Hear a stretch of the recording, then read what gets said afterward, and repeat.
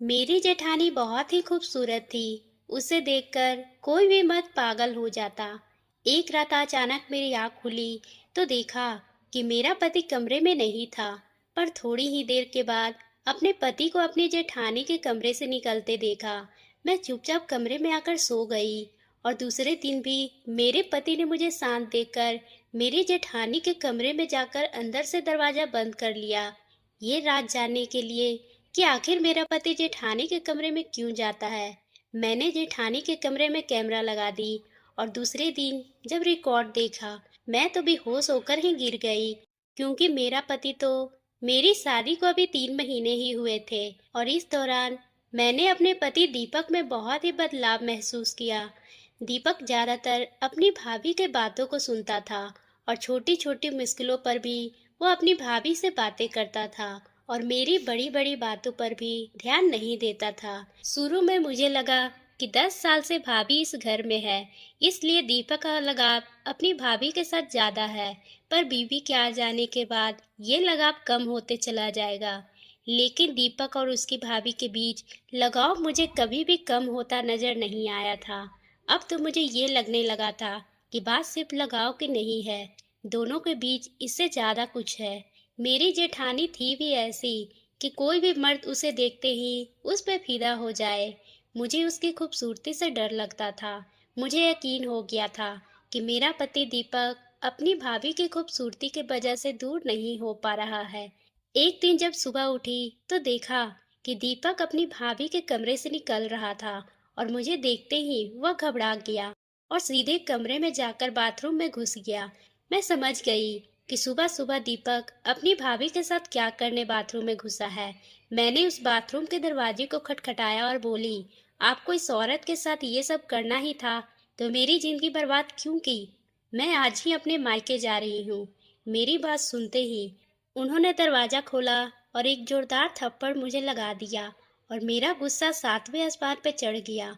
मैं भी दीपक को एक जोरदार थप्पड़ दे मारी, पर दीपक ने मेरे हाथ को पकड़ लिया और मुझे खींचते हुए बेड पे ले जाकर पटक दिया और कहा, आइंदा कभी भी भाभी के बारे में इस तरह की कोई भी बात की तो मुझसे बुरा कोई नहीं होगा। मैं कुछ कहती कि दीपक ने अलमारी से अपने कपड़े निकाले और बाहर चला गया। मैं बिस्तर पे पड़ी ही रो रही थी, लेकिन मेरी जेठानी मुझे देखने तक नहीं आई और दीपक भी सुबह का नाश्ता किए बगैर ही ड्यूटी पर चले गए। 1 घंटे में मैं अपना सामान पैक की और अपने मायके के लिए निकल पड़ी। मेरी जेठानी ने पूछा कि कहाँ जा रही हो। मैं उसकी बातों का जवाब नहीं दी। मेरा इस तरह घर छोड़कर जाने की खबर दीपक को भी पता चल चुकी थी। मैं बस पकड़कर मैं शाम तक अपने मायके पहुंच गई और दीपक मुझे लगातार कॉल कर रहा था, लेकिन मैंने उसकी कॉल रिसीव नहीं की और घर पहुंचते ही मैंने अपना फोन बंद कर दिया और अपनी माँ को सारी बातें बताकर रोने लगी। माँ बोली, तुमने बिल्कुल सही किया है जो यहाँ आ गई, पर दीपक के पास नहीं जाना। जब दीपक तुम्हारी जेठानी से दूरी बनाकर नहीं रह सकता, तो तुम्हें भी ऐसे इंसान के साथ रहना नहीं चाहिए। आखिर दीपक के पास किस चीज की कमी है? उसके 2-3 फ्लैट है, वह तुम्हें लेकर अलग क्यों नहीं रहता? ये सब सुनकर मेरी छोटी बहन रिया भी बेहद परेशान थी। उसकी शादी भी होने वाली थी और 2 महीने ही रह गए थे। मेरी हालत पर उसे भी ससुराल के नाम से डर लगने लगा था। मेरा भाई अपने जॉब से जब घर आया तो मुझे इस तरह अपने ससुराल छोड़कर घर आया हुआ देखकर परेशान हो गया। रिया ने रात का खाना बनाई और हम सभी एक ही साथ खाने के लिए बैठे। खाने के बाद मैंने अपना फोन ऑन किया था कि दीपक का फिर से कॉल आना शुरू हो गया। मेरी माँ ने देखा तो वह गुस्से में बोली, फोन मुझे दे दो, मैं इस आदमी से बात करती हूँ। लेकिन मैंने माँ को फोन नहीं दी और खाना खाने के बाद अपने कमरे में आ गई। कमरे में आकर मैंने दीपक का फोन रिसीव की तो दीपक बहुत ही गुस्से में था। उसने कहा, स्वीटी, अगर तुम अपनी मर्जी से गई हो तो याद रखो कि तुम्हें अपनी मर्जी से ही यहाँ आना होगा। मैं किसी कीमत पे तुम्हें बुलाने नहीं आऊंगा। दीपक की ये धमकी भरी बातें सुनकर मेरा गुस्सा और भी बढ़ गया और मैं बोली, तुम मुझे बुलाने क्यों आओगे? तुम तो यही चाहते थे कि मैं वहां से चली जाऊं। अब जी भर के उस औरत के साथ अय्याशी करो। तुम बुलाने भी आओगे तो मैं तुम्हारे घर नहीं आऊंगी। इस बात को 2 महीने गुजर चुके थे और मैं दीपक का इंतजार करती रही, मगर उसने अपनी गलती का एहसास तक नहीं हुआ। मैं तो बस यही उम्मीद करती थी कि अगर दीपक को थोड़ी भी गलती का एहसास होता, तो मैं ससुराल वापस जरूर जाती। लेकिन ऐसा कुछ भी नहीं हुआ और मैं लगातार दीपक को फोन का इंतजार करती रही। लेकिन 2 महीने में एक बार भी उसने मुझे कॉल तक नहीं किया था। अब मुझे लगने लगा था कि दीपक मुझे छोड़ चुका है, उसे मेरी जरूरत नहीं है। जब इतनी सुंदर औरत उसके पास मौजूद थी, तो फिर मुझ जैसे सिंपल लड़की की उसे जरूरत भी क्या है। मैं दीपक को लेकर बेहद ही उदास हो चुकी थी और मुझे इस हाल में देखकर मेरे घर वालों को भी दुख होता था। पर जैसे जैसे मेरी छोटी बहन की शादी नजदीक आ रही थी, घर में काम बढ़ता जा रहा था। उसके शादी को अब सिर्फ 15 दिन ही बाकी रह गए थे और मेरे पापा भी 1 महीने की छुट्टी लेकर घर आए थे। उन्होंने मुझे कहा था कि हम रिया के शादी के बाद तुम्हारे ससुराल जाकर दीपक से बात करेंगे। अगर वो तुम्हें अपने पास रखने के लिए तैयार नहीं हुआ, तो हम उस पर केस दर्ज करवा देंगे। लेकिन मैं ऐसा नहीं चाहती थी। इसलिए जैसे जैसे रिया की शादी की तारीख नजदीक आ रही थी, मेरी तकलीफ और भी बढ़ती जा रही थी। मुझे मायके में आए हुए 3 महीने का वक्त गुजर चुका था। रिया की शादी में सिर्फ एक ही हफ्ता रह गया था और शादी के कार्ड पे छप चुके थे। एक दिन मैं दीपक को कॉल मिलाई और बोली, दीपक, क्या आप शादी में नहीं आओगे? तो दीपक गुस्से में कहने लगा, मुझे तो अभी तक ये भी मालूम नहीं कि शादी किसकी है।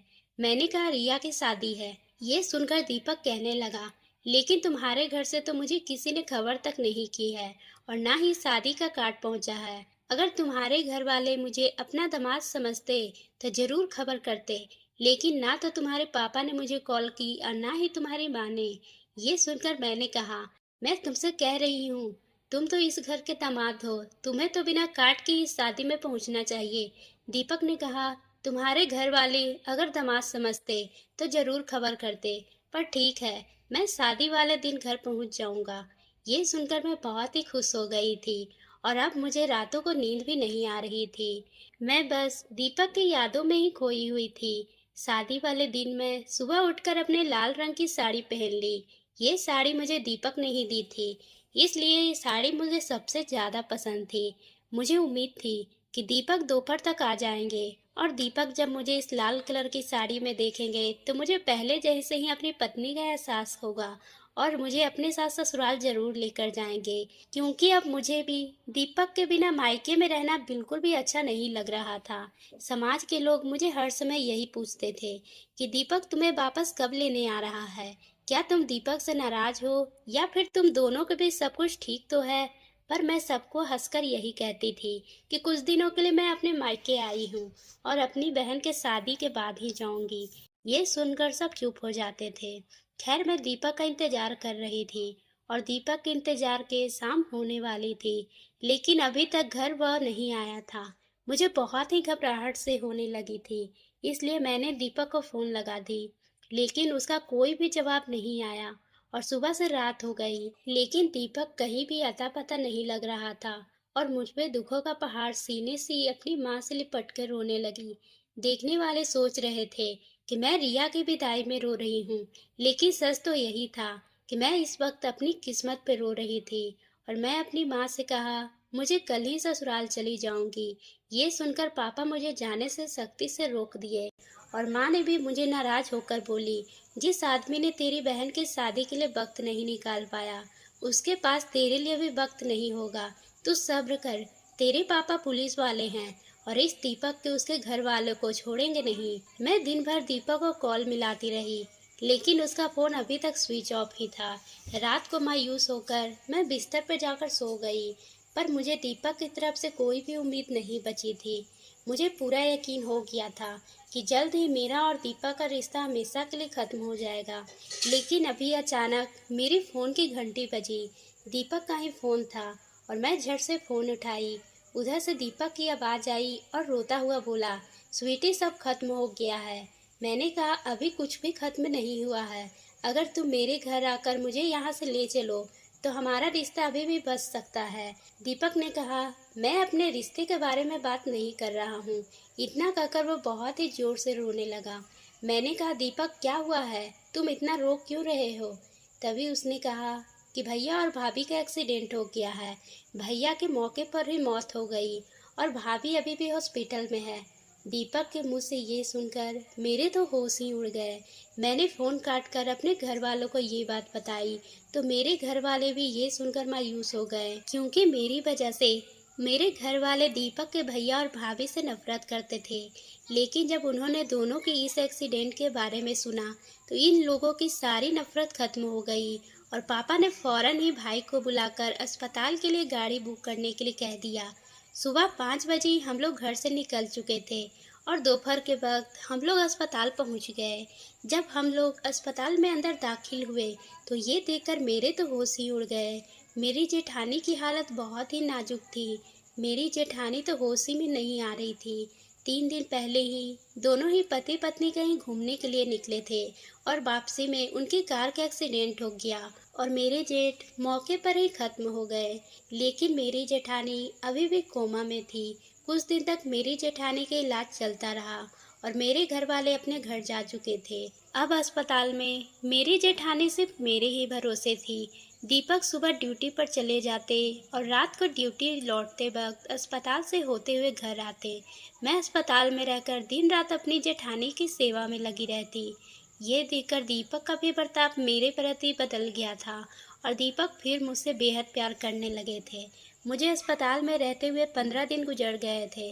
अब तो अस्पताल ही मेरा घर बन चुका था और इस दौरान मैं जेठानी की सेहत में इतना फर्क जरूर हुआ था कि वह होश में आ चुकी थी।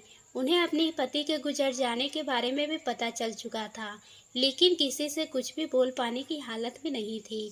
कुछ दिन के बाद डॉक्टर ने छुट्टी दे दी थी और फिर मेरी जेठानी घर आ गई। धीरे धीरे 2 महीने गुजर गए थे। मेरी जेठानी की सेहत काफ़ी कुछ ठीक हो चुकी थी।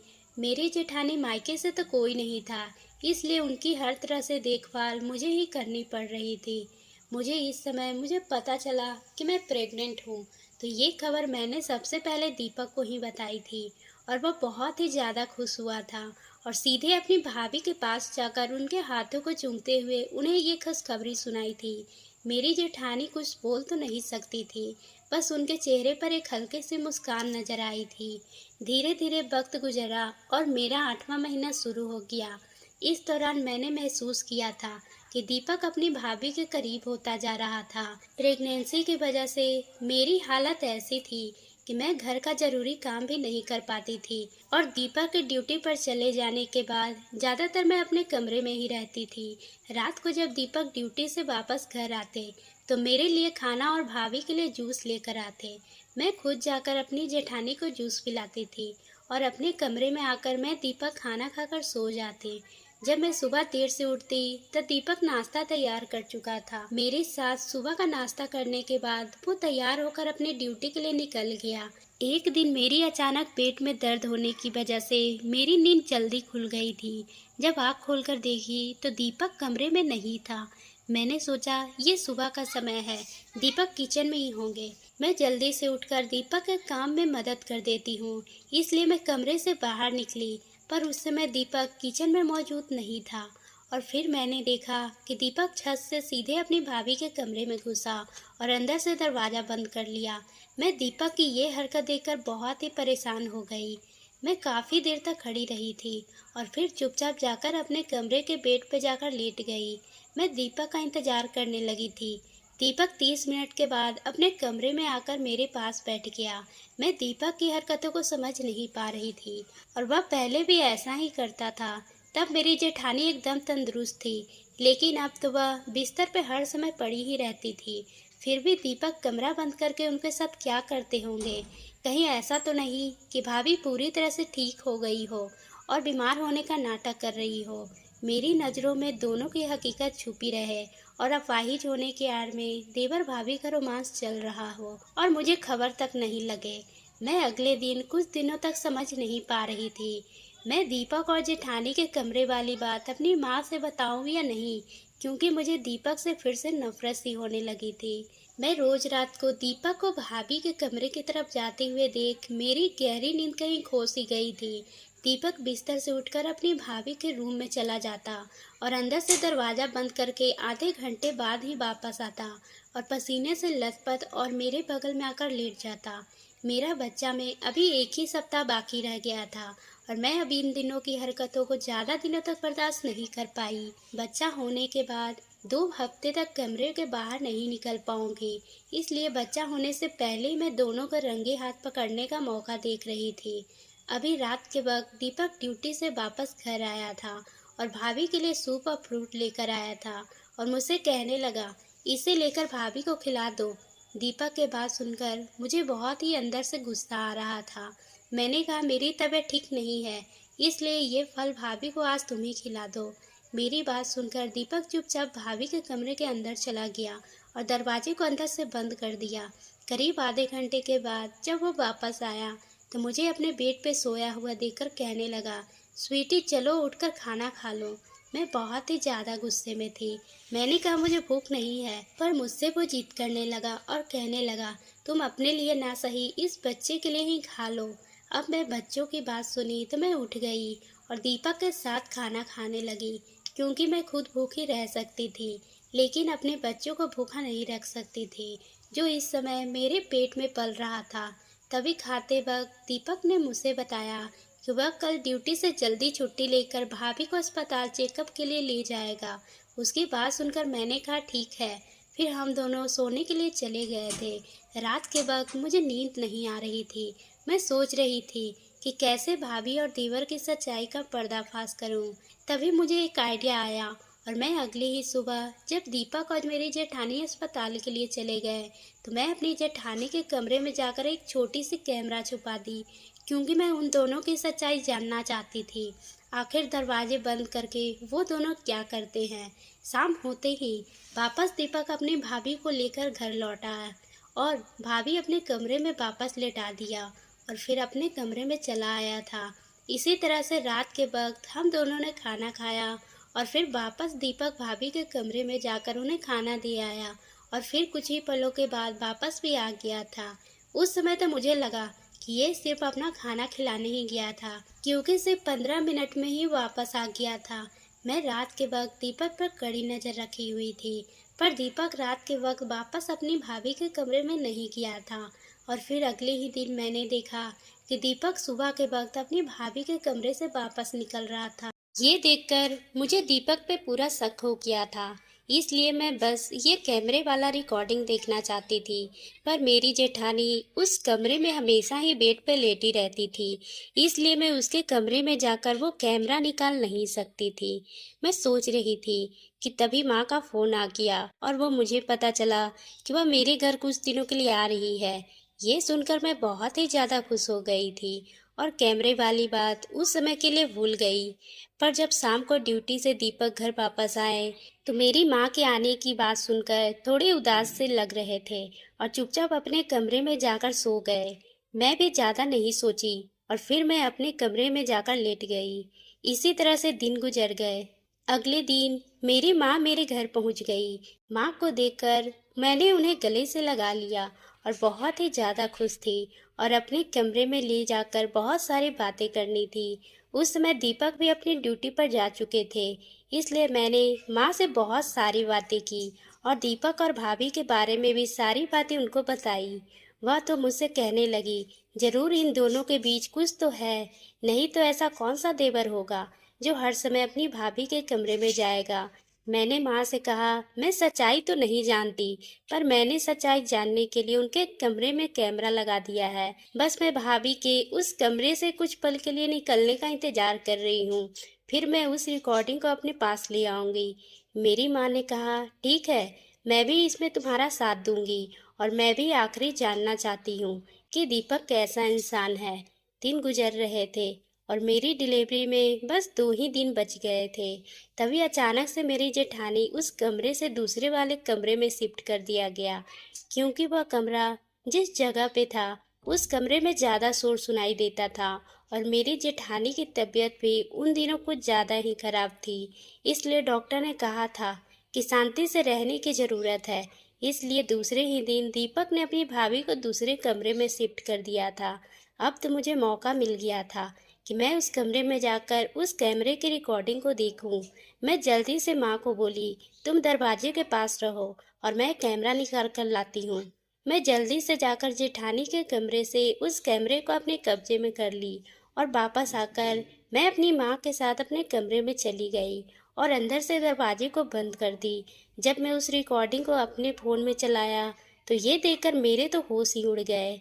मेरा पति जब मेरी जेठानी के कमरे में गया तो वह अंदर से दरवाज़ा बंद कर देता और फिर जाकर अपनी भाभी के बगल वाले सोफे पर बेड पे उठाकर उन्हें लिटा देता और उनके बिस्तर को अच्छे से साफ सफाई कर उन्हें अपने हाथों से खाना खिलाया और फिर उनके गंदे कपड़े को रूम के बाथरूम में खींचकर खिड़की पर सूखने के लिए डाल देता।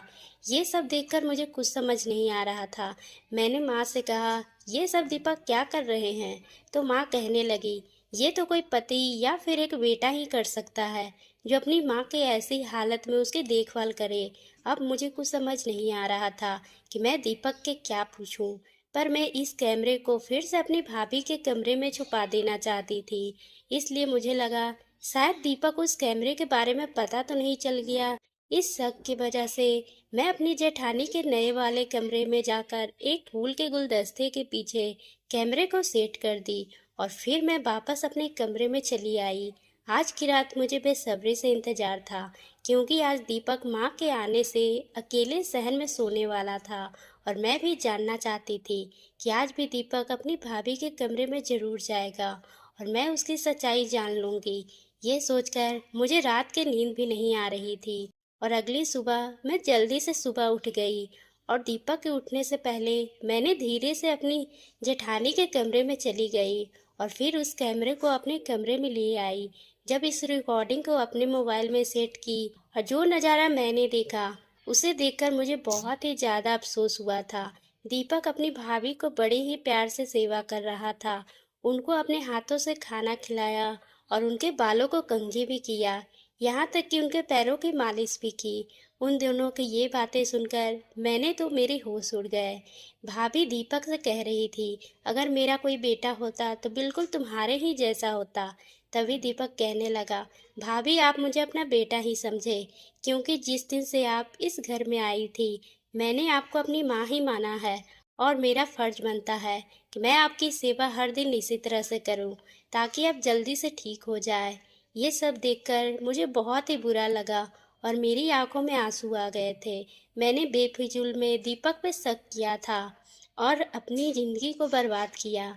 मैं उन दोनों के रिश्ते को गलत समझ चुकी और मुझे रोता हुआ देखकर माँ मुझसे कहने लगी, क्या हुआ है स्वीटी, तुम ठीक तो है?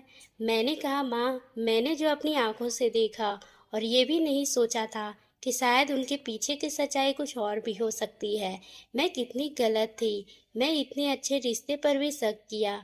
अगर मैं दीपक से इस बारे में बात कर लेती तो शायद मेरा रिश्ता इतना खराब नहीं होता और दीपक भी मुझसे बहुत ही प्यार करता। मेरी माँ ने कहा, अभी भी कुछ नहीं बिगड़ा है, जाओ जाकर दीपक से माफ़ी मांग लो। और मैं जल्दी से दीपक के पास चली गई।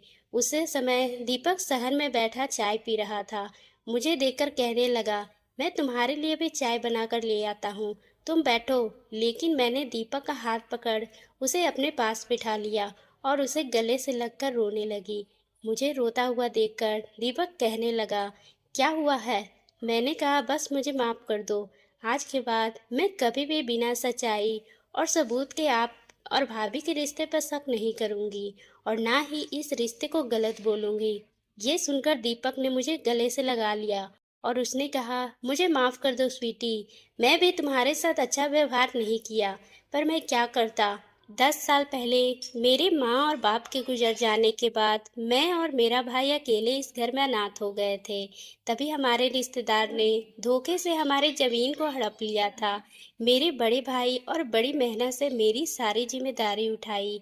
जब वह बड़े हुए तो उनकी शादी एक ऐसे लड़की से हुई थी जो बहुत ही अच्छे घर से थी, पर उनकी सिर्फ माँ थी जो कि बहुत ही ज़्यादा बीमार होने की वजह से वह भी चल बसी और भाभी बस अकेली थी। इसलिए उनके सारे जायदाद मेरे भाई को मिल गए और ये घर भी भाभी के ही हैं। जब वो इस घर में आई थी तो वह मुझे बहुत ही प्यार करती थी, मुझे अपने बेटे की तरह मानती थी। एक दिन मेरी बहुत ही ज़्यादा तबीयत खराब हो गई। ये देखकर भाभी ने मुझे बेटे की तरह देखभाल की, मेरे सारे गंदे कपड़े फींचते और मुझे अपने हाथों से खाना खिलाती और बच्चों की तरह मेरी सेवा करती।